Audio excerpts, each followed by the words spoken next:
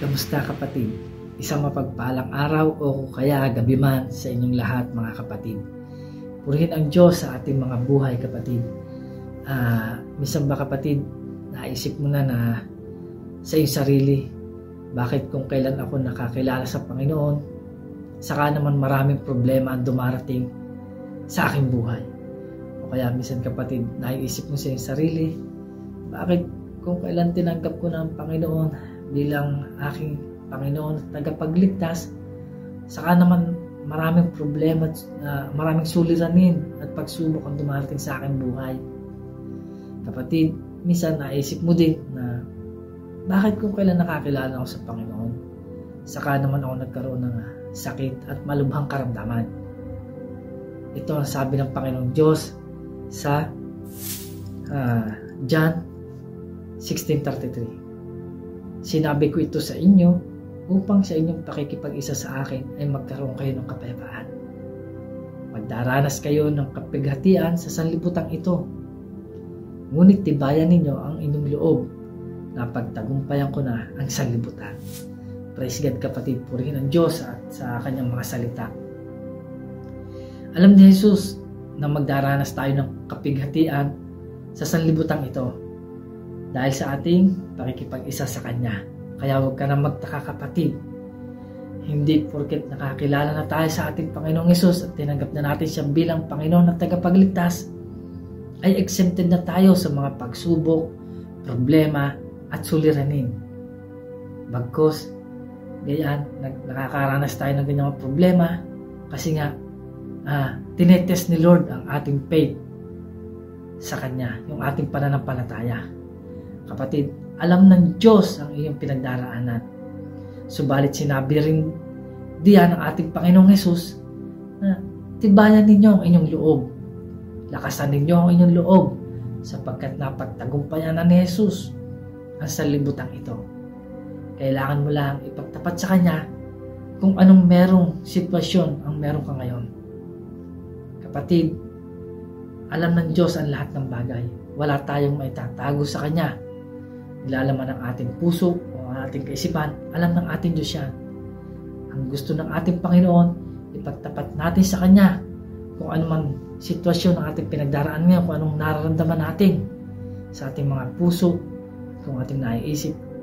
Ipagtapat natin sa Kanya kung tayo nahihirapan o anuman ang ating mga nais na makamtan. Sabihin natin sa ating Panginoong Hesus. Ang ating Panginoong Hesus ay handang makinig sa mga anak niya na merong mababang puso na lumalapit sa Kanya. Kapatid, ito yung kapayapaan na matatagpuan natin sa ating Panginoong Hesus dahil alam nating meron tayong Diyos at Panginoon na siyang tutulong sa atin. Yung Diyos at Panginoon na ating pag-asa. Ito yung kapayapaan na matatagpuan natin sa ating Panginoong Hesus, mga kapatid. Ano man ang pinagdaraanan mo kapatid, kasama mo si Hesus. Kailangan mo lang na magtiwala at manatili sa Diyos. Sabi nga sa Kawikaan 3 verse 5 and 6, kay Yahweh ka magtiwala buong puso at lubusan, at huwag kang manangan sa sariling karunungan.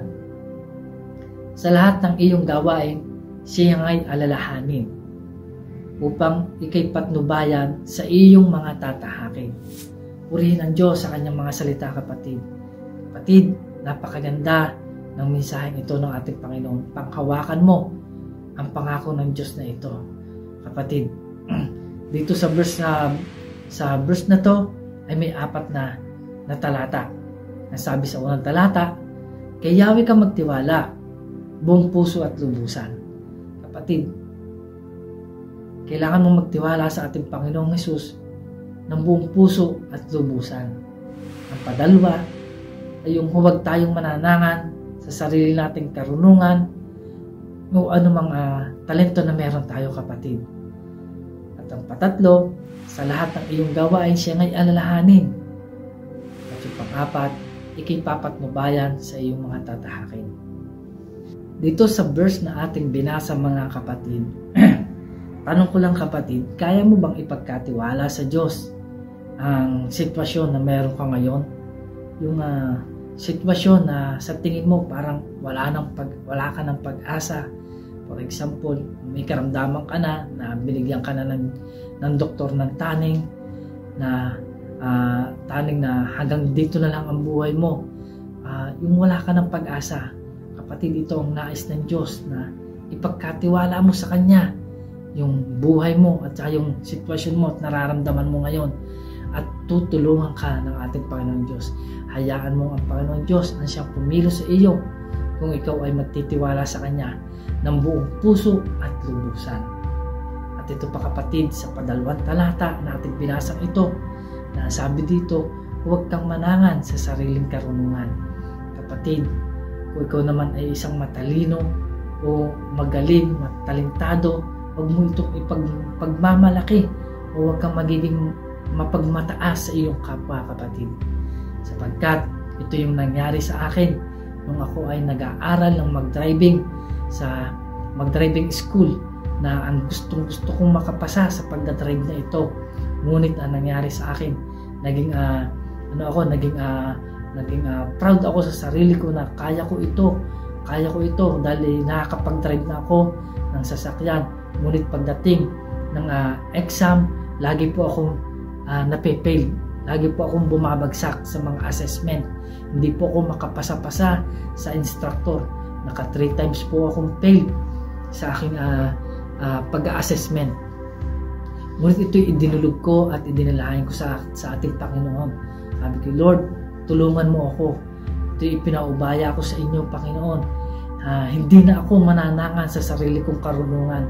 Bagkus ito'y pinaubaya ko at pinagkakatiwala sa iyo, O God, na tulungan mo akong makapasa sa aking pagdadriving na ito. Ito po yung ginawa ni Lord sa akin. Binago niya yung aking pusong mapagmataas at mapagmataas.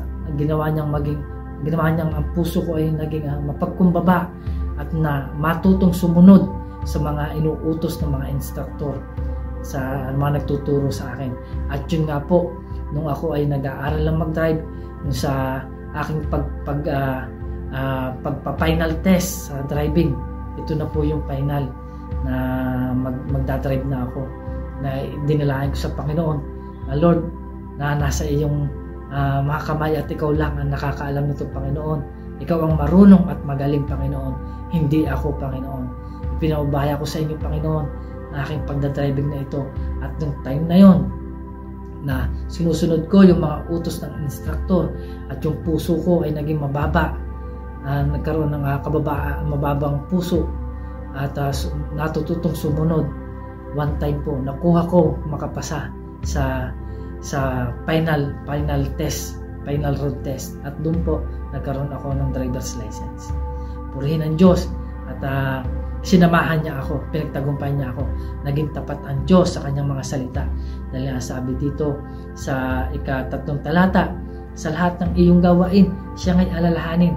Yun, every time na paggising ko pa lang sa umaga, siya aking inaalala, at humihingi ako ng gabay, patnubay sa maghapong lilipas.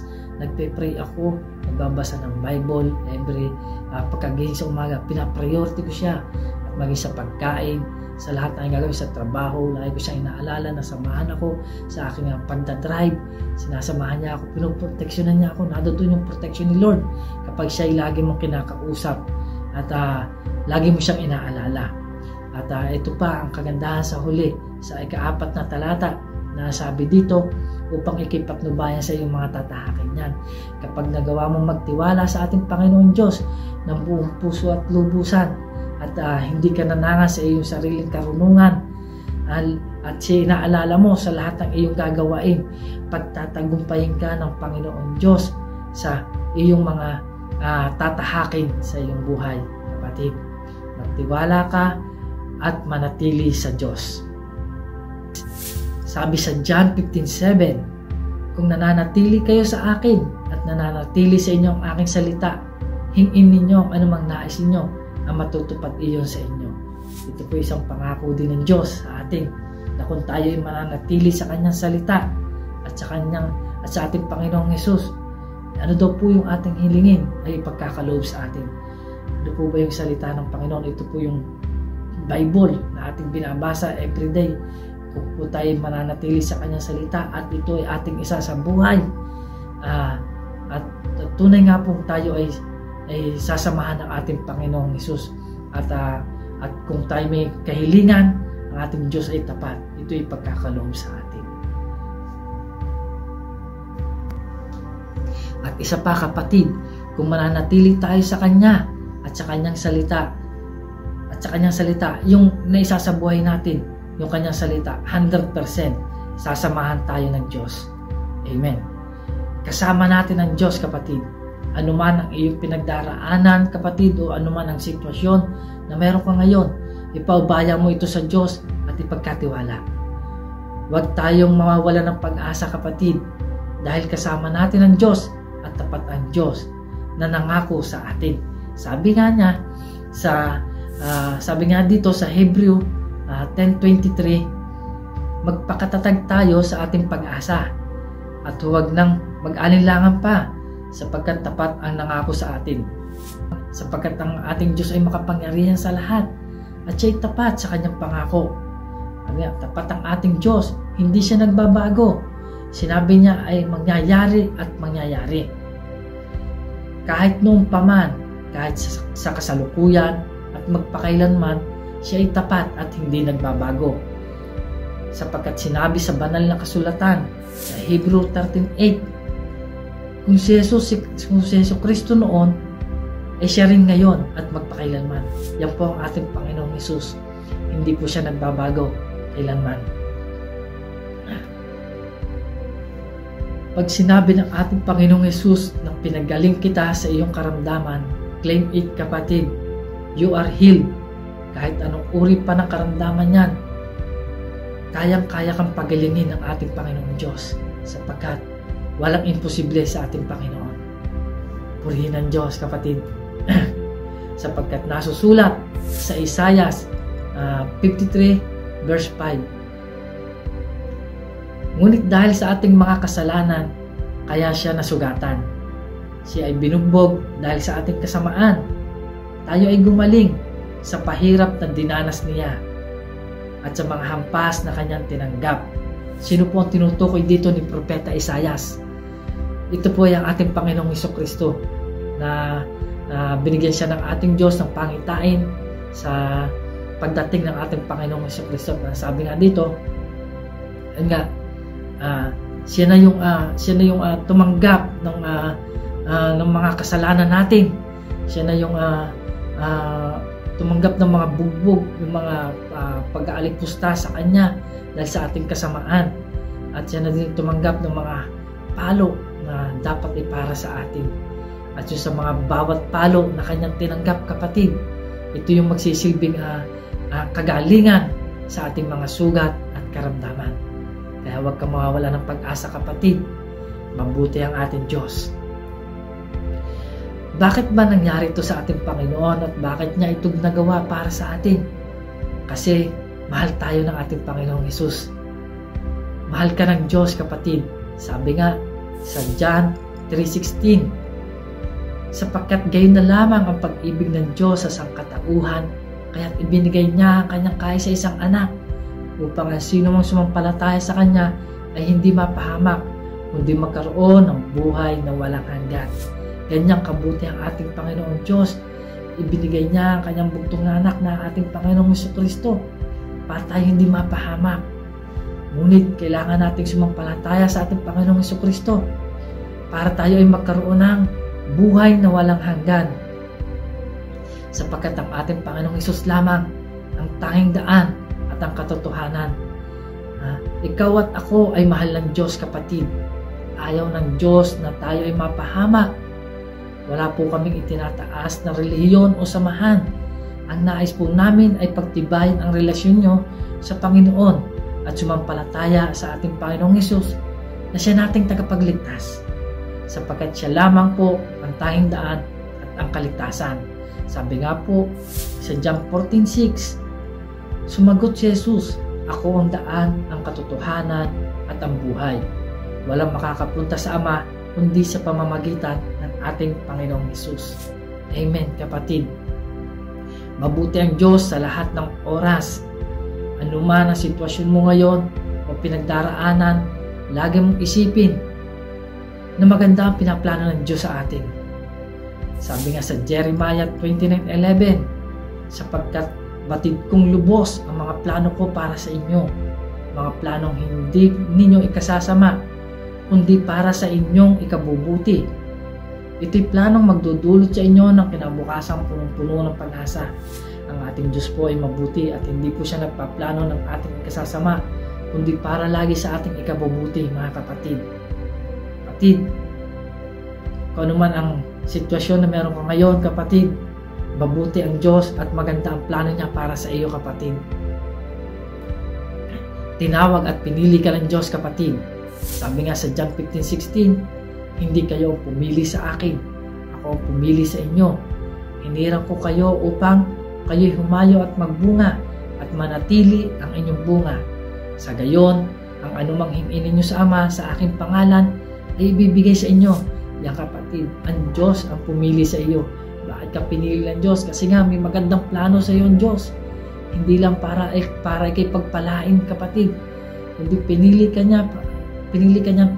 ng Diyos upang ikaw ay humayo, kapatid, upang ibahagi din ang kanyang mga salita at makapagdala ng kaluluwa sa kanya, kapatid. Kaya, kapatid, lumapit tayo sa ating Panginoon Diyos at magtiwala at manatili. Sabi sa John 15:7, nananatili kayo sa akin at nanatili sa inyo ang aking salita, hingin ninyo ang anumang nais ninyo at matutupad ito para sa inyo. Sasamahan ka ng Diyos, kapatid. Ito'y encouragement ko sa inyo, kapatid, na manatili tayo sa Diyos. Pray and read the Bible every day. At ito'y ating isabuhay at sigurado sasamahan tayo ng Diyos, kapatid. Sabi nga ng Diyos sa Deuteronomy 31:8, si Yahweh ang mangunguna sa iyo, sasamahan ka niya. Hindi ka niya bibiguin o pababayaan man. Kaya't huwag kang matakot, di panghinaan ng loob, kapatid. Nawa po tayo ay merong natutunan sa ating napag-aralan na salita ng Diyos. God bless po sa ating lahat, mga kapatid.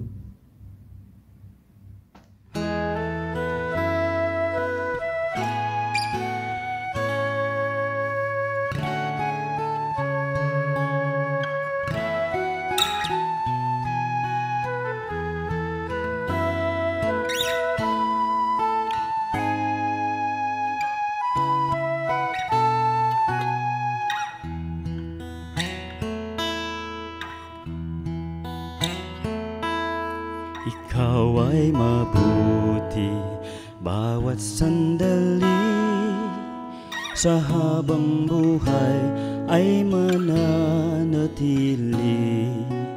Hindi mapapawi o may kukubli, maging sa dilim ng gabi.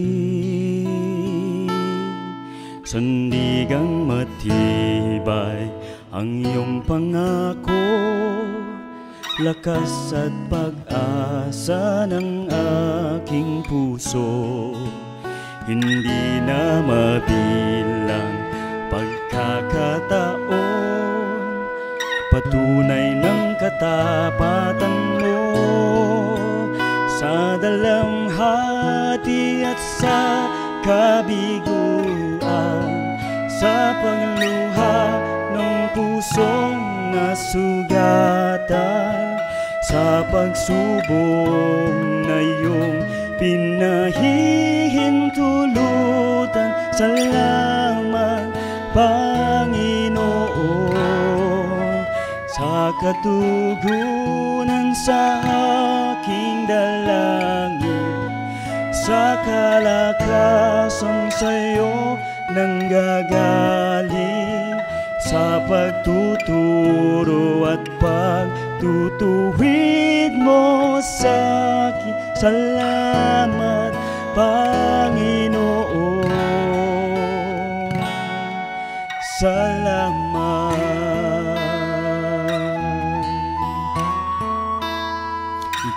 ay mabuti bawat sandali. Sa habang buhay ay mananatili, hindi mapapawi o'y may kukubli, maging sa dilim ng gabi. Sandigang matibay ang iyong pangako, lakas at pag-asa ng aking puso. Hindi na mabilang pagkakataon, patunay ng katapatan mo. Sa dalamhati at sa kabiguan, sa pagluha ng pusong nasugatan, sa pagsubok na iyong pinahihintulutan. Salamat, Panginoon, sa katugunan sa aking dalangin, sa kalakasan sa'yo nanggagaling, sa pagtuturo at pagtutuwid mo sa'kin. Salamat, Panginoon, ikaw ay mabuti,